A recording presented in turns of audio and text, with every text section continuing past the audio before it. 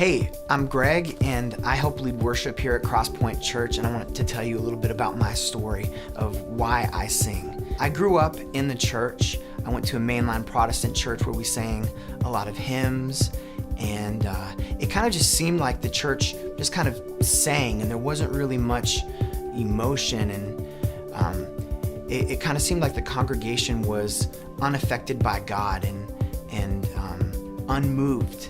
And I eventually started going to another church where the worship was so much different. People would lift their hands and they would sing like they really knew God, and they were singing like their lives really had been changed, and that affected me. And that made me think, if somebody saw me worship, what would they think about me? Would they think that I was changed by God or unaffected? The Greek word for worship actually implies physical movement, like kissing a hand or bowing down with your forehead touching the ground out of reverence. The Bible goes on and on about physical expression as a means to worship God. In Psalm 28, it says, I lift my hands toward your holy place. In Psalm 33, sing joyfully to the Lord. It is fitting and upright to praise him. I will extol the Lord at all times. His praise will always be on my lips. Sing joyfully. These aren't just friendly suggestions. We are to bow and kneel. When we sing songs like Here I Am to Worship, how many people actually bow down? Should we just ignore these songs because they create an awkward moment? God intends our whole being to praise him, not just our mind, not just our heart, but our bodies. Love him with all your mind, heart, soul, and strength. And surely that has to include our bodies.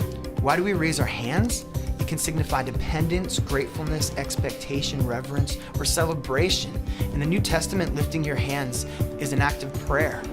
It's kind of the opposite of crossing your arms. And why do we bow down? It signifies us giving honor and glory to the King. Jesus is the King of all kings and the Lord of all lords, and my heart is surrendered to him. The Bible is filled with exuberant, passionate worship. David dancing, Jesus and the disciples singing a hymn at the Last Supper, the Israelites sending their worship team to the front of battle. Sometimes we're afraid of what others might think. We want to protect our image. Our response to God is based on his worthiness, though, not on an image that we're trying to protect.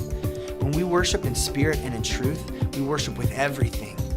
If I told my wife that I loved her in my heart, but never showed that love in my attitude or actions, how would that go for me? I want to encourage you to not be afraid of what other people think if you feel led to lift your hands, or if you need to maybe just bow down or go into the aisle or come up and bow in worship. Sometimes we need to just put ourselves in a position where our bodies match our hearts. Because what you do expresses to God what your heart is, but it also encourages other believers to worship.